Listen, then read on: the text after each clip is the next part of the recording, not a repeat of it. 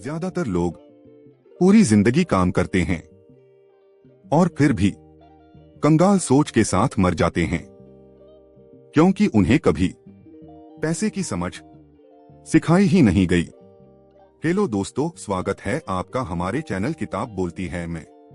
आज हम बात करेंगे rich dad poor dad series के एपिसोड नंबर 3 की व्हाई टीच फाइनेंशियल लिटरेसी, यानी पैसे की समझ को क्यों समझना चाहिए। इसका मतलब सिर्फ पैसा कमाना नहीं है। फाइनेंशियल लिटरेसी का मतलब है पैसे को समझना, यह समझना कि पैसा कहां से आता है, कहां जाता है और कैसे बढ़ता है। अधिकतर लोग पूरी जिंदगी पैसा कमाने में लगा देते हैं, लेकिन यह कभी नहीं सीखते कि पैसा उनके लिए काम कैसे कर सकता है। इसी कारण अच्छी नौकरी और अच्छी तनख्वाह के बावजूद ज्यादातर लोग हमेशा पैसों की चिंता में रहते हैं। वित्तीय साक्षरता पैसे के व्यवहार को समझने की क्षमता है। यह जानना कि इनकम कैसे बनती है, एक्सपेंस को कैसे कंट्रोल किया जाता है और संपत्ति कैसे बनाई जाती है।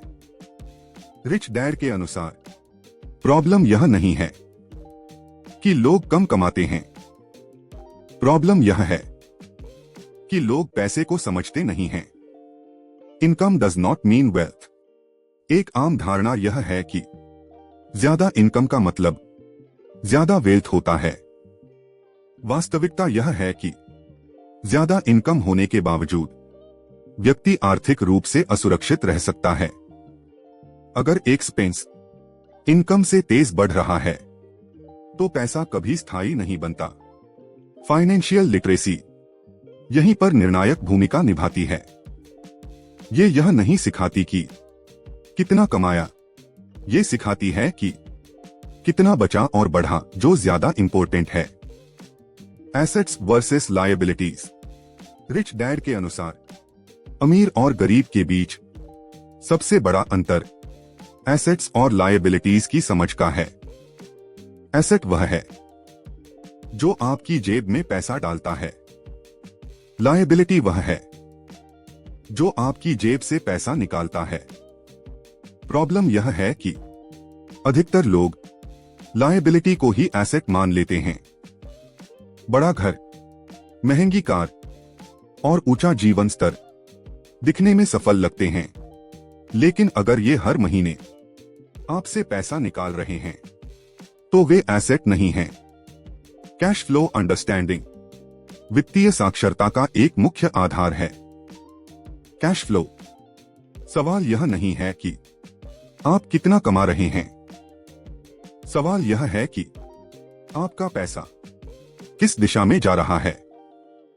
अगर पैसा आपकी सैलरी से निकलकर सीधे खर्चों में चला जाता है तो व्यक्ति एक अंधहीन चक्र में फंसा रहता है। लेकिन जब पैसा एसेट में जाता है और वहां से और पैसा बनाता है तो वही वास्तविक प्रगति है। रियल लाइफ एग्जाम्पल से समझते हैं। एक व्यक्ति है, लगभग 40 वर्ष का, पिछले 15 वर्षों से एक ही कंपनी में कार्यरत है। फिक्स्ड इनकम है, टाइम के साथ सैलरी भी बढ़ी, बाहर से उसकी लाइफ स्टेबल और सिक्योर लगती है। लेकिन सच्चाई यह है, सैलरी मिलते ही अधिकांश धन निश्चित खर्चों में चला जाता है, जैसे होम लोन की किश्त, कार की किश्त, क्रेडिट कार्ड भुगतान। महीने के अंत तक आर्थिक दबाव फिर लौट आता है। इस व्यक्ति की प्रॉब्लम कम सैलरी नहीं है, प्रॉब्लम यह है कि उसे कभी यह सिखाया ही नहीं गया कि पैसे का मैनेज कैसे किया जाए और पैसे से और इनकम कैसे बनाई जाए।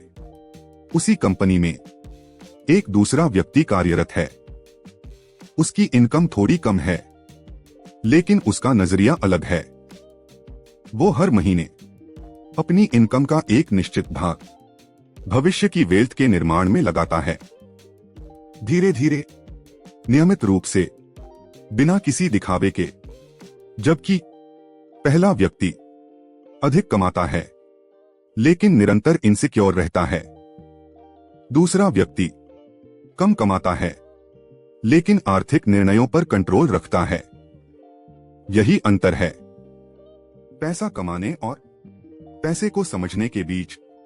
और यही कारण है कि फाइनेंशियल लिटरेसी यानी वित्तीय साक्षरता जरूरी है।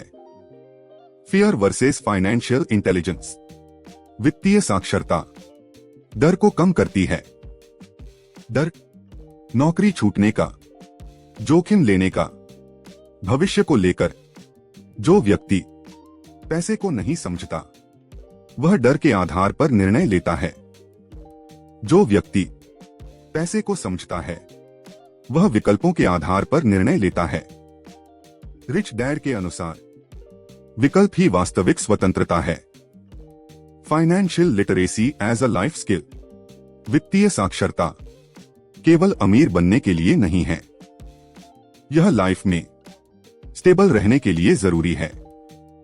महंगाई बढ़ेगी, नौकरियां बदलेंगी और स्किल्स पुराने हो जाएंगे, लेकिन जो व्यक्ति पैसे को समझता है वह हर परिस्थिति में अपने लिए रास्ता निकाल सकता है। Core message of the chapter. इस एपिसोड का फाइनल मैसेज क्लियर है। पैसा कमाना एक स्किल है, पैसा संभालना और पैसा बढ़ाना एक अलग तरह की स्किल है।